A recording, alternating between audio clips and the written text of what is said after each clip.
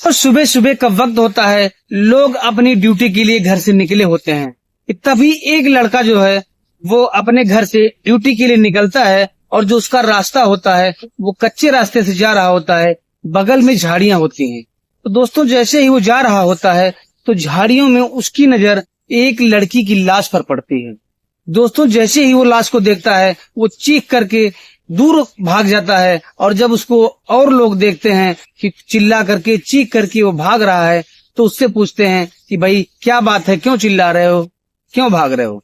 तो वो लड़का उन सब से हड़बड़ाते हुए कहता है कि यहाँ पर एक लड़की की लाश पड़ी हुई है।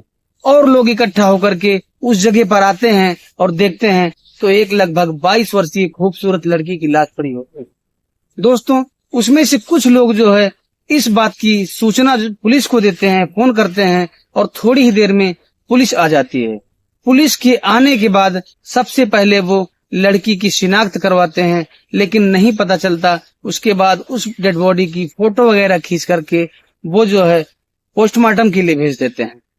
दोस्तों पुलिस काफी मेहनत करती है। मेहनत मशक्कत करने के बाद जब वो कातिल तक पहुंचती है और कातिल का बयान दर्ज करती है, कातिल से पूछताछ करती है कि तुमने क्यों ये हत्या की, तो वो जो कहानी बताता है बहुत ही रोंगटे खड़े कर देने वाली कहानी बताता है। दोस्तों पूरी कहानी हम आपको इसी वीडियो में बताएंगे, बस आप वीडियो में लास्ट तक बने रहिएगा।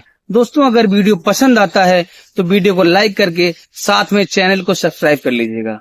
दोस्तों ये कहानी की शुरुआत होती है हरियाणा प्रदेश से। हरियाणा में एक जगह होता है गुड़गांव। गुड़गांव में 37 सेक्टर में कपड़े की कई सारी कंपनियां होती हैं। उसी में से एक कंपनी में रूबी नाम की लड़की काम कर रही होती है, जो 22 वर्षीय लड़की होती है, बहुत ही खूबसूरत होती है, और वो सिलाई का काम करती थी, कपड़े सिला करती थी। और वहीं पर एक लड़का होता है मोहित, जो वो भी सिलाई का काम किया करता था, और दोनों लगभग 6 महीने पुराने उस कंपनी में काम करते दोनों को हो गया था। यानी कि हम कह सकते हैं कि उन दोनों में आंखें चार हो रहा था। दोस्तों तभी वहां पर एक क्वालिटी चेकर हरकेश नाम के लड़के की ज्वाइनिंग होती है। उस लड़के का काम होता है वहां पर सारे जो मशीन पे लड़के लड़कियां होती हैं उनकी जो कपड़े की क्वालिटी होती है उसको चेक करने का काम होता है उसका। दोस्तों जब वो आता है तो रूबी को देखता है तो देखता ही रह जाता है। उसकी जो है गोल चेहरा, बड़ी बड़ी आंखें देख करके उसकी दिल में वो बस जाती है। वहीं पर पहली निगाहों में ही वो उसको पसंद करने लगता है। एक दिन जब उसके पास वो क्वालिटी चेक करते करते जाता है तो उससे कहता है कि नंबर 1 का पीस है। हरकेश रूबी से कहता है कि नंबर 1 का पीस है। तो इस पर रूबी कहती है मतलब, तो हरकेश कहता है कि मतलब कि आपकी जो कपड़े की क्वालिटी है नंबर 1 की है। तो रूबी कहती है कि यही कपड़ा तो सब सिल रहे हैं, उनकी क्या नंबर 2 की है, हमारी नंबर 1 की है। तो इस पर वो मुस्कुराता है हरकेश। तो मुस्कुराता है तो रूबी उसको बुरी तरीके से जवाब देती है कि आप अपना काम कीजिए और अपने काम से ही मतलब रखिए। इस बात को जब हरकेश सुनता है तो वो सहम जाता है, क्योंकि वो अभी वहां पर नया भी था। बेशक वो क्वालिटी में था, ऊंची दर्जे पर था उस कंपनी में, लेकिन नया था तो उसको डर तो था ही। दोस्तों उसके बाद जो है हरकेश उससे ज्यादा बात नहीं किया करता था, बस आता था अपना काम करके निकल जाया करता था। लेकिन हाँ वो घूर घूर के छुप छुप करके उसको जरूर देखता रहता था। वो अपना काम निपटाने के बाद वो रूबी को ही कभी इधर से कभी उधर तो निहारता रहता था। दोस्तों ऐसे ही सिलसिला चल रहा होता है कि एक दिन क्या होता है कि रूबी काफी उदास होके बैठी होती है, धीरे धीरे अपना काम कर रही होती है। जब काफी देर देखने के बाद हरकेश को लगता है कि ये कुछ न कुछ बात इसके साथ जरूर है, तो वो रूबी के पास पहुंचता है और रूबी से कहता है आखिर बताइए क्या बात है, क्यों परेशान लग रही हो, क्या पता हम आपकी कुछ मदद कर सके। तो वो कहती है कि आप मदद करोगे नहीं, हमारी समस्या को और बढ़ा दोगे। दोस्तों इस पर हरकेश कहता है कि भला वो कैसे, मैं आपकी समस्या को कैसे बढ़ा दूंगा, और आपकी चिंता में मेरा क्या लेना देना, जरा हमें भी तो बताइए। तो वो कहती है दरअसल वो करती भी क्या, उसको बताना ही था, क्योंकि अभी नहीं तो 1-2 घंटे बाद जो है उसकी क्वालिटी चेक होती उसके माल की और वो पीस पकड़ा जाता। तो वो हरकेश को बता देती है दरअसल ये 2 पीस हैं, इन दोनों पीसों में मुझसे गलत कट लग गया और मैंने वहीं सिलाई कर दी, ये कपड़ा खराब हो गया। दोस्तों आपको बता दें कि उस कंपनी का ये नियम होता था कि ऐसी बड़ी गलती पर जो है उस कंपनी में जिस पीस को आपने खराब किया है, 2 पीस आपने वैसे इसने किया था रूबी ने, तो 1700 रुपए का वो पीस था। तो उसकी सैलरी से वो पैसे कट जाते, यानी 3400 रुपए उसके कटने वाले थे अगर हरकेश चाहता तो वो जब सारी बात सुनता है, समझ लेता है, तो कहता है कि मैं तुम्हारे को कैसे परेशान कर सकता हूँ। वो उसको रास्ता बताता है और चुपचाप जो है उसकी जगह पे उसको रॉ मटेरियल ला के देता है और कहता है कि 2 पीस तुम ये एक्स्ट्रा सिल देना, ये रिजेक्शन मैं इसको बाहर छुपा दूंगा। वो उसको चुपचाप उठा करके ले जाके रिजेक्शन एरिया में डाल देता है और उसको इस बार वो बचा लेता है। दोस्तों यहाँ से जो है रूबी के दिल में जो है हरकेश के लिए भी प्यार हो जाता है। लेकिन अभी वो हरकेश जो पिछली बात को जब कभी मजाक करने की कोशिश करता या सोचता था, तो उसकी हरकेश को वो बातें याद आ जाती थी जब रूबी ने उसको कहा था कि तुम अपने काम से काम रखिए। हालांकि बातचीत अब दोनों में शुरू हो गई थी, लेकिन हंसी मजाक नहीं चल रहा था। दोस्तों एक दिन की बात होती है, रूबी के पास जब हरकेश क्वालिटी चेक करने के लिए आता है शाम के टाइम, तो वो कहती है मुस्कुरा करके कि क्या ये हमारी पीस नंबर 1 की है कि नंबर 2 की है, और उसको देखने लगती है। तो हरकेश उसको देखता है, रूबी मुस्कुरा रही होती है तो हरकेश भी मुस्कुरा देता है। दोस्तों इसके बाद हरकेश की हिम्मत थोड़ा बढ़ती है और जो है अब दोनों का सिलसिला बातचीत का बढ़ जाता है, हंसी मजाक का भी सिलसिला चालू हो जाता है। दोस्तों आखिरकार एक दिन जो है हरकेश रूबी से अपने इश्क का इजहार कर देता है और कहता है कि मैं तुम्हें बहुत प्यार करता हूँ, आज से नहीं जब से मैंने तुम्हें देखा है तुम्हारे ख्यालों में ही खोया रहता हूँ। दोस्तों इसके बाद जो है रूबी कहती है कि आपकी आंखें सब बताती हैं, बस कहने की देरी थी, आज आपने कह दिया, सच कहो तो मैं भी तुमसे प्यार करने लगी हूँ। दोस्तों अब दोनों बहुत ज्यादा एक दूसरे को चाहने लगे होते हैं, क्योंकि दोनों तरफ से हरी झंडी मिल गई थी। अब नंबर एक्सचेंज करते हैं, दोनों आपस में बातचीत करते रहते हैं। उधर अब रूबी जो है मोहित से बातचीत करना कम कर चुकी थी। तो मोहित को लगता है कि कहीं ना कहीं इस हरकेश के साथ इसका चक्कर चल गया है, इसलिए मुझे ये इग्नोर कर रही है। तो वो रूबी से बात करता है कि तुम अब हमसे बात नहीं करती हो, क्या बात है। वो कहती है कोई बात नहीं है, बस ऐसे ही है, बात तो करती हूँ, मैंने कब तुमसे बात करने को मना किया है। लेकिन जो निगाहें होती हैं वो बता रही होती हैं कि कहानी कुछ और ही है।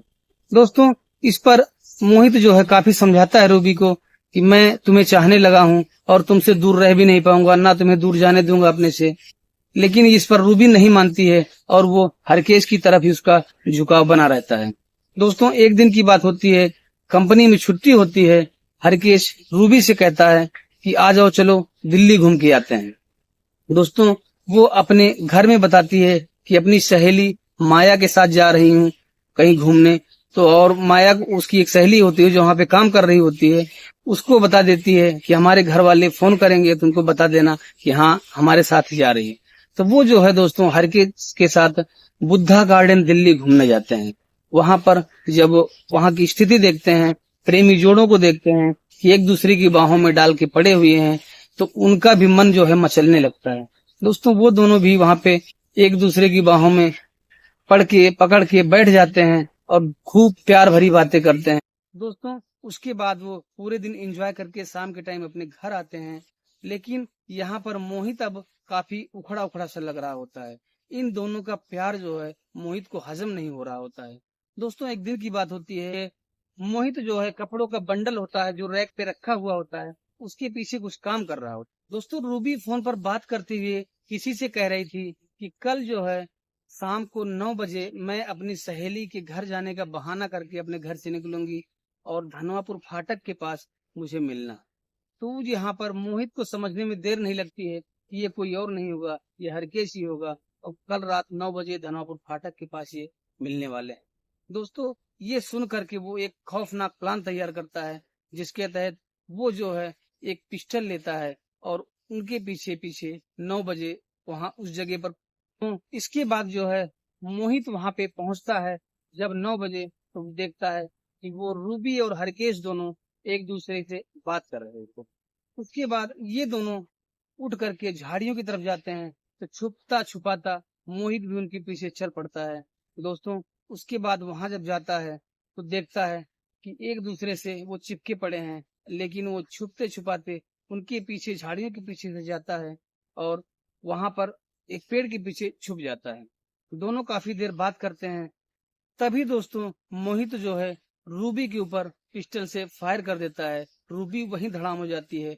जब तक हरकेश पीछे देखता, कुछ समझ पाता, उसके बाद वो भागने की कोशिश करता है, लेकिन उसको मोहित दौड़ा लेता है।